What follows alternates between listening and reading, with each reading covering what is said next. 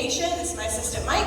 We worked on the types of connection, which is away and towards, and how to teach the followers to find connection and stay in the connection, because we typically tend to bounce out. Here's 2 examples of that. So we do a sugar push, and right here, we tend to just take our own movement back, and we're not maintaining that compression. We didn't do this move, but this is an example. If I maintain my compression, he can take me to the side, we can tap, we can play. When he shifts his weight, that's when I move. Now, after we anchor, followers, you love to go 1, right? Because that's what's trained in our brain. I want to reprogram that when you anchor, your idea is, I'm going to stay here. Now, that doesn't mean be a Mack truck. So I'm going to anchor and stay here, and he's going to try to lead. Right? I'm not trying to be a Mack truck, but I am keeping my away connection through my back and through my core muscles. So what we did is we hung out for a couple counts. We said 2 or 4, not really more than that. I filled the space. I found that connection. I feel when he goes to lead. So when we're hanging out, I could kind of get him to be like, hey, I want to do this. And he's like, I'll do that.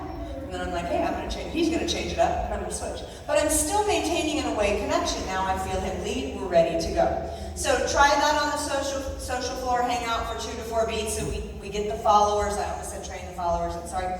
We get the followers to be a little bit more patient and wait for that lead. Now, leaders, in order for you to have that from the follower, we need for you to be clear in when you're shifting your weight.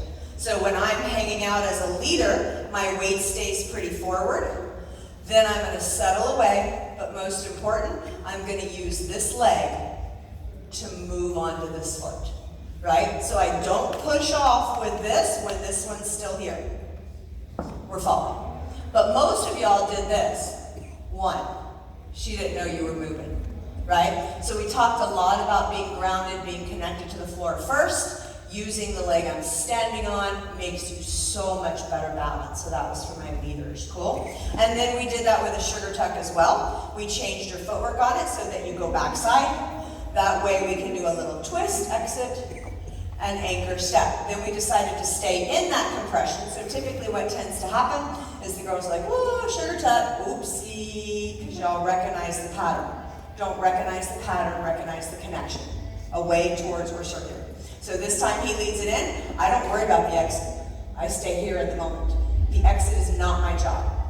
The exit is his job. The movement forward is not my job. That's his job. Cool? The last thing we did was just really fun and just had you kind of play with followers.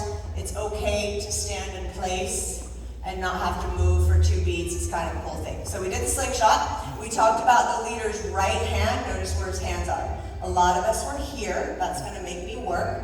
So we're going to put that there. Then he's going to help me out. He's going to shift the other way. We're going to cause a bounce.